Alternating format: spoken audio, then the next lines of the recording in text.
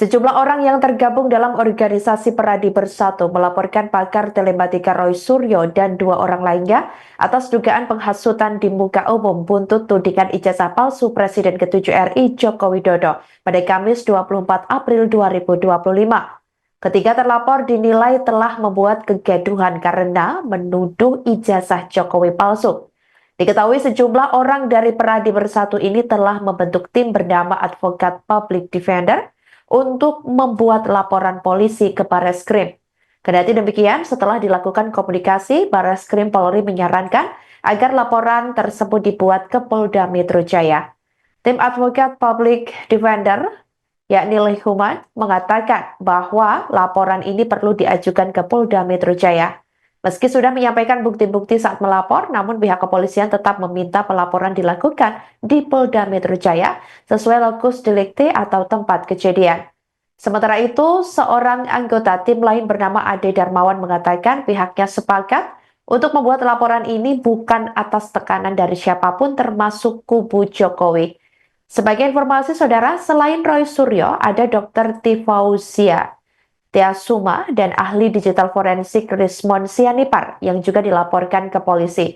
Sebelumnya diketahui Roy Suryo juga telah dilaporkan lebih dulu oleh organisasi masyarakat pemuda Patriot Nusantara bersama relawan Jokowi pada Rabu 23 April 2025 siang lalu.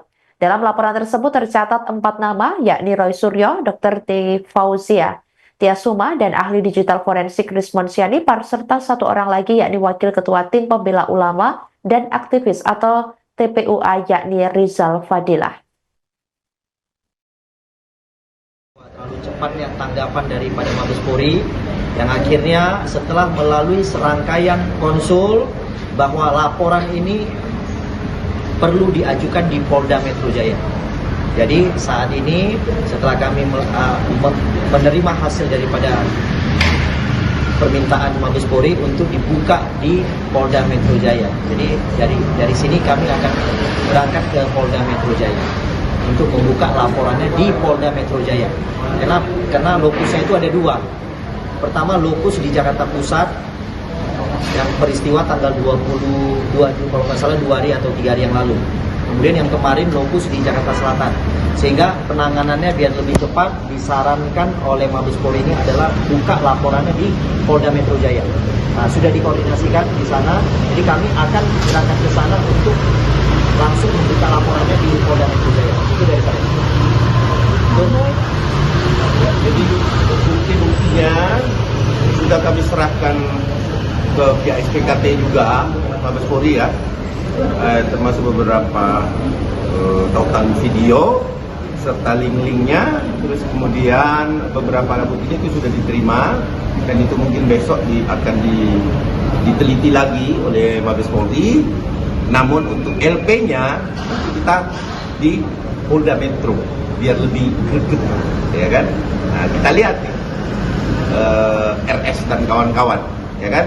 Nah, siap-siaplah untuk menerima ini.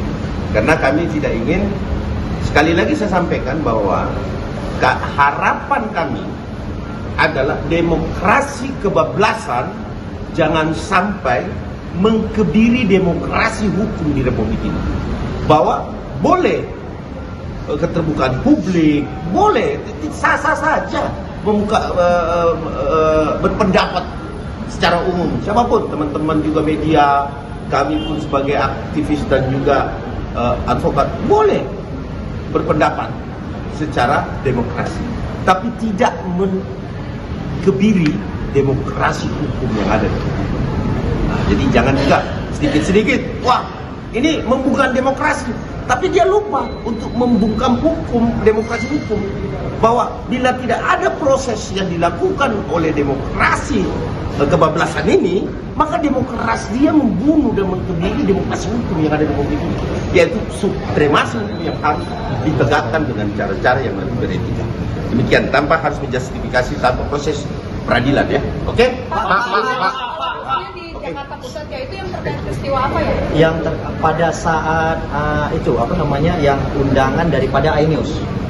iNews Kebon Siri Jakarta Pusat ya. Sehingga kemudian yang satu lagi di hotel apa itu namanya? Hotel Luansa Jakarta Selatan. Sama RS dan kawan-kawan. RS.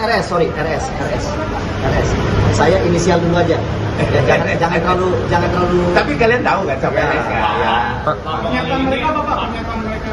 Jadi Pernyataan yang jelas itu ijazah Pak Jokowi palsu, udah itu. Pak, laporan ini atas perintah Pak Jokowi atau dari dikomunikasikan ke Pak Jokowi?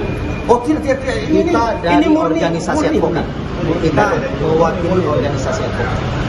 Kita mewakili organisasi advokat, ya kan? Jadi kita melaporkan karena ini ada dugaan yang jelas menghasut, ya, jelas menghasut, kemudian membuat gaduh. Itu sudah jelas. Buat statement lah. Ya, Mas Tommy. Statement yang membangun nama baik seseorang ya. Padahal kan sekarang gini, apapun pernyataan ataupun statement yang disampaikan itu terlalu prematur kalau kita lihat. Kenapa? Karena jelas di sini belum ada penetapan yang kuat bahwa ini dinyatakan palsu atau asli. Boleh aja mengatakan sesuatu hal, tetapi harus ada landasannya. Artinya landasan hukum yang tadi disampaikan. Landasan hukum ini kuat artinya karena jangan sampai ini mencederai kita semua dan bisa menggiring opini-opini yang menyesatkan. Jadi di sini kita melihat bahwa sebelum adanya penetapan dan kepastian hukum, tentunya tidak serta-merta seseorang melakukan publikasi, melakukan pernyataan, statement yang menyesatkan seperti itu. Ini yang kita hindari. Ya. Kita merasa bahwa ini terlalu prematur. Jadi hal inilah yang upaya-upaya ini yang kita lakukan saat ini. Kita melakukan konseling, kita membuktikan alat-alat bukti kita. Nah, biar nanti pihak kepolisian dari pihak Mabes Polri merujuk kepada Polda Metro Jaya untuk bisa dilaporkan. Tentunya kita akan melakukan laporan di Polda Metro Jaya. Pak, berarti dari Pradi Bersatu ini tim hukumnya Pak Jokowi atau bukan Pak? Kita membentuk tim independen. Jadi biar saya yang jawab. Iya. Jadi gini, Pradi Bersatu itu kan organisasi advokatnya. Pradi Bersatu melihat persoalan ini kan nggak mungkin organisasi yang kan, sehingga Pradi Bersatu membentuk tim yang dinamakan Advokat Public Defender.